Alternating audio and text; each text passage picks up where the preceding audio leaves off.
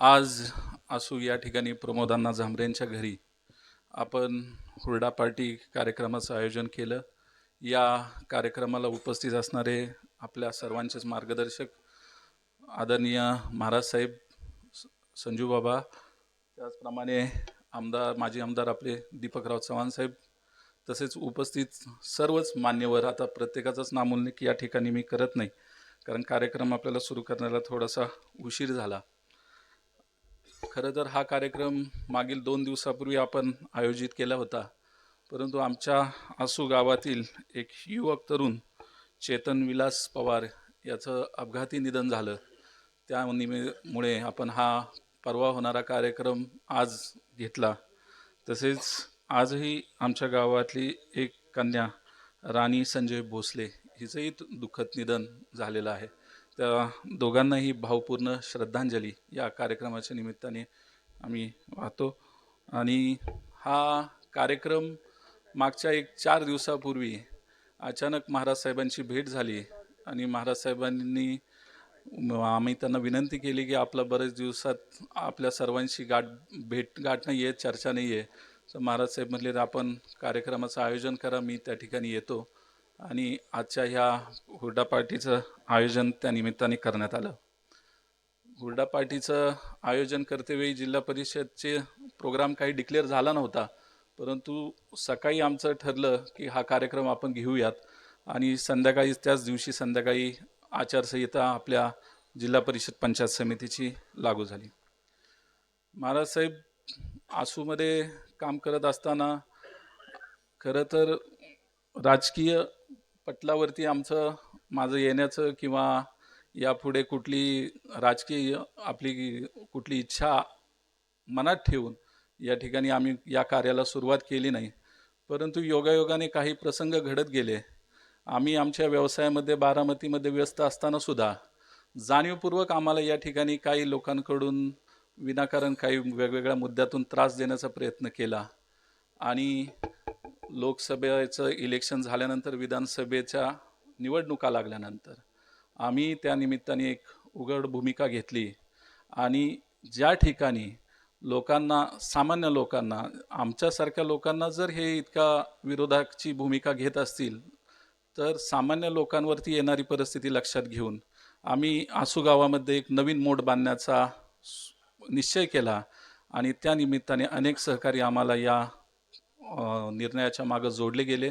आणि आज आसूमध्ये जे एक भीतीचं वातावरण निर्माण केल्याचं जात होतं, लोकांना वेगवेगळ्या प्रकारे फोन करून आपल्या कार्यक्रमाला येऊ नका, तुम्ही ह्याच्याबरोबर का बसला, तुम्ही चौकात याच्या का बोलला, ह्या व्यक्तीच्या गाडीत तुम्ही लग्नाला का गेला, इथपर्यंत इतक्या खालच्या स्तराचे जर विचार करणारी व्यक्ती आज आपल्या आसू गावामध्ये सामान्य लोकांना वेठीस धरण्याचा प्रयत्न करत असेल, तर त्या ठिकाणी त्या लोकांना आता आवाज उठवण्याची वेळ आलेली आहे. गेले काही प्रसंग झालेले आहेत, त्या प्रसंगांवरती मी आज या ठिकाणी बोलणार नाही, कारण काही बाबी ह्या न्यायप्रविष्ट आहेत. पण वेळीच त्या बाबतीत पुराव्यासह मी लोकांशी नक्कीच चर्चा करणार आहे. आणि जी लोक पडद्यामागून जे काही कारस्थान लोकांच्या बाबतीत रचत आहेत, त्यांना समाजापुढं आणण्याचा नक्कीच प्रयत्न करणार आहे. बाबा, गेले अनेक वर्ष आम्ही या आसू परिसरात, बारामती परिसरात वावरत आहे. आमच्या कुटुंबाने, आमच्या वडिलांनी, आमच्या आजोबांनी आम्हाला जे संस्कार दिले, त्या संस्कारातून आम्ही वाटचाल करत आहोत. खरं तर बोलायला खूप काही गोष्टी आहेत, पण आज फार संयम ठेवावा लागतोय.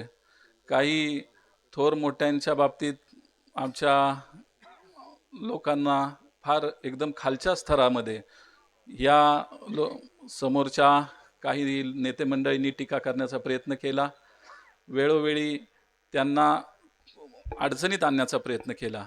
परंतु येणाऱ्या इथून पुढच्या काळात कोणाच्याही दबावाला बळी न पडता आसूतील प्रत्येक समाजातील प्रत्येक घटकाच्या पाठीमागे उभं राहण्याचा आम्ही सर्वजण मिळून प्रयत्न करू.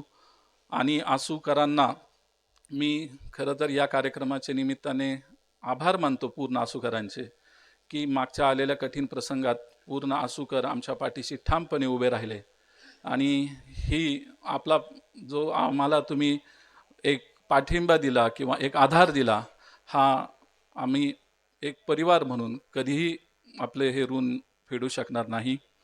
येणाऱ्या काळात जरी कोणाला कोणत्याही परिस्थितीमध्ये धमकी आली, कोणाला काही फोन आले, काही धमकवण्याचा प्रयत्न केला, तर त्या व्यक्तीच्या पाठीमागे मी 24 तास उभा आहे, एवढी ग्वाही या कार्यक्रमाच्या निमित्ताने मी देतो.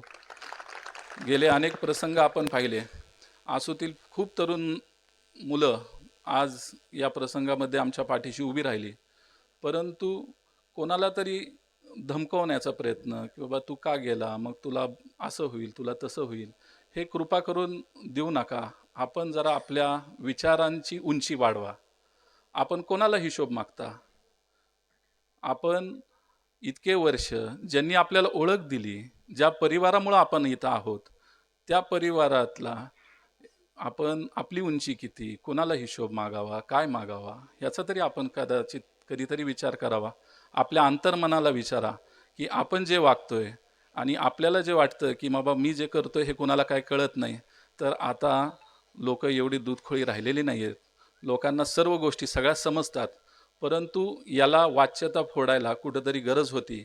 आणि आपण येणाऱ्या काळामध्ये चुकीला चूक म्हणण्याची एक धाडस आपण सर्वांनी ठेवलं पाहिजे.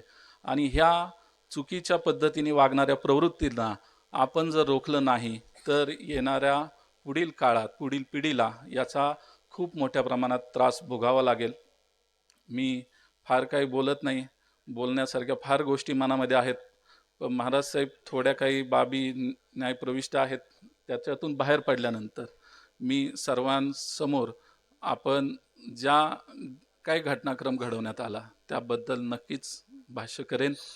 आपण सर्वजण या कार्यक्रमानिमित्त आलात, आपण या कार्यक्रमाला उपस्थित राहिलात, त्याबद्दल मी आपल्या सर्वांचे आभार मानतो. आणि यानंतर आपले पुढचे वक्ते आहेत ते आपल्याला मार्गदर्शन करतील.